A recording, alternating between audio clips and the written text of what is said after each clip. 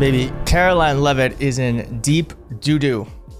Deep doo-doo. She has trying to wade through a pile of shit, and she is not being too successful. She was just at the podium answering reporters' questions. And I gotta say, shout out to the reporters who actually were doing a good job pushing back on this administration, because this is, I think, between this, Epstein, and everything else, it is just too much for them to handle. It is too much for them to handle. They have a new lie around Pete Hegseth's war crime. I think they're trying to shield him from any sort of consequences. Not going to work. And she was also asked about the MRI. The MRI heard around the world. Let's start with this. You let me know if you think this makes sense. Danny, follow up on the MRI, because President Trump yesterday said that he would release the results of his MRI. Is that happening right now? it is happening right now. As part of, and this is a summary from the president's physician, and we will release it right now. I think my team has it teed up for all of you. I'll read it for you, and then you'll get it physically as well.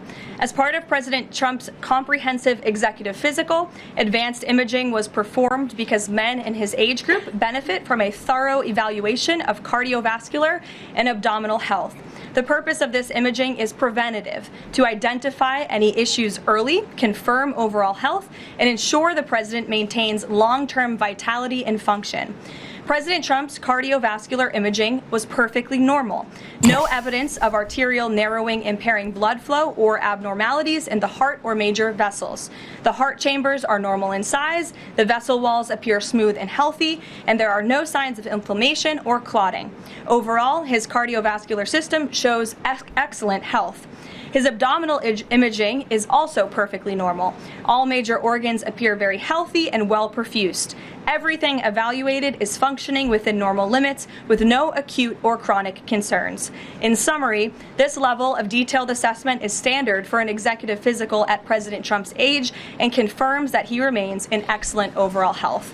Again, we will provide that to you. I think that's quite a bit of detail, and in the effort of transparency, the president promised it last night, and we have delivered today. So there you go. Dan. Okay, yeah, the president who lies through his fucking teeth. Okay, sure. Now, the only reason why that's happening is because Donald Trump slipped up on Air Force One and talked about an MRI. They never told us that MRI was happening. Do you believe that an MRI is preventative? That doesn't make sense to me. That doesn't make sense to me. I don't know. I think you get an MRI when you're looking for something. What are they looking for? They didn't say.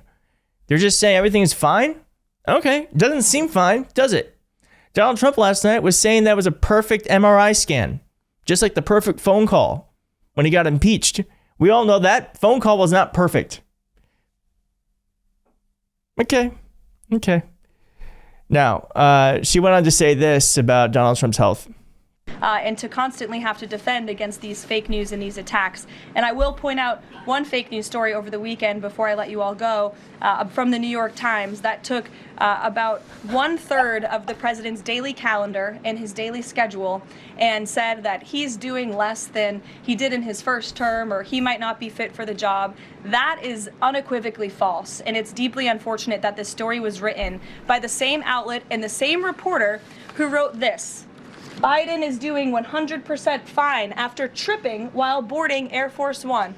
Oh, same outlet, same reporter who wrote that President Trump is not fit for the job. Are you kidding me? You all see him almost every single day. He is the most accessible president in history. He is taking meetings around the clock. Another one. Biden declared, quote, healthy and vigorous after his first presidential physical. Girl, you just did that. You just did that shit. You literally just did that about Trump's MRI. Regardless, it is a fact that Donald Trump is doing less rallies. He's in the Oval Office, not as late as he used to be, and he's doing less public events. That is a fact. You might not like facts. Those are the facts. And we all see him literally decomposing before our very eyes. He can't even stand during press conferences anymore. Okay? And you're going to attack a reporter because they just do what they do for you, which is be stenographers. So they just basically report what you all say. Now, on to some more juicy stuff. We learned we learned that there was a second strike. Now, they first said there wasn't a second strike. Look at this. Let me move this over. We told the Washington Post that this narrative was false yesterday. These people just fabricate anonymously, sourced stories out of whole cloth. Second strike is fake. Stephen Chung, White House Communications Director. The Washington Compost provided no facts, no substantiation. They literally just printed what some unnamed random person said and reported as fact. This is the same playbook they used the first time. Secretary of War or Defense, Pete Hegseth. Secretary of War Crimes, Pete Hegseth. As usual, the fake news is delivering the most fabricated, inflammatory, derogatory reporting to discredit our incredible warriors fighting to protect the homeland. As we've said at the beginning, in every segment, these highly effective strikes are specifically tend to be lethal and kinetic. White House Press Secretary Caroline Leavitt moments ago. So that's why you've seen a drastic difference in this administration's policy with respect to the last, and it's one of the many. Oh, that was the wrong clip. Caroline Leavitt. So that's why you've seen a drastic difference in this administration's policy with respect to the last, and it's one of the many reasons the American public reelected this president and support this Secretary of War in conducting these strikes. So to be clear, to clarify, Admiral Bradley was the one who gave that order for a second strike. And he was well within his authority to do so. And a separate question, the president. Now, asked about whether or not there were survivors on that strike. So much of the concern from Democrats and Republicans is focused on the survivors. Why won't the administration either confirm or deny or reveal whether or not there were survivors after that initial first strike? And what imminent threat would two survivors pose who were clinging presumably to the wreckage of that boat? Again, as I said, I think you guys are sort of not listening fully to the statement I've provided. Admiral Bradley worked well within his authority and the law, directing the engagement to ensure the boat was totally destroyed and the threat to the narco-terrorists, to the United States, was eliminated. And for any further questions about his thinking, I would defer you to the Department of War. I obviously wasn't in the room for these strikes. Just to follow. Her face. Woo. Ooh, she's in it. All right, as I said, she was in it. Now, I mean, these people were clinging to boats. The boat was destroyed. They were clinging on as survivors. Absolutely no reason for a second strike. And there's video footage of it, so they can't even deny it. There's video footage of it. That's why they're coming out and saying that they have to say it, because facts still matter somehow in this world we live in. Now, they also asked how this could be lawful when they did do that. Jackie. Thank you, Caroline.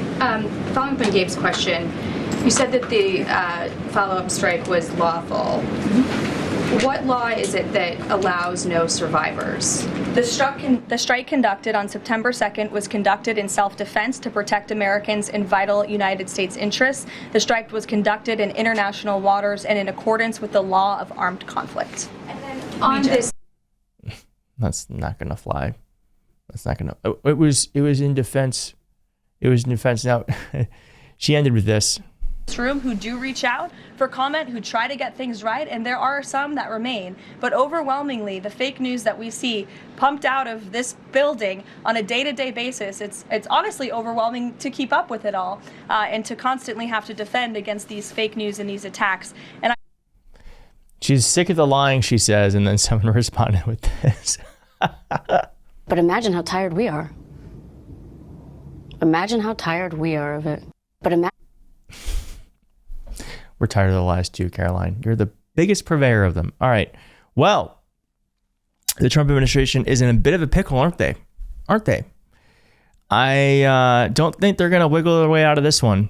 Republicans are even demanding for investigations. This is not good.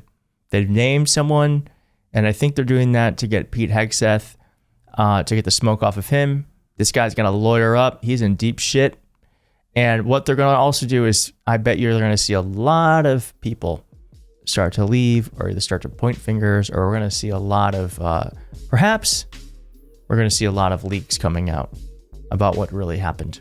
So this is just the beginning of this shit, for sure. Thanks for watching. I'll see you soon. Bye.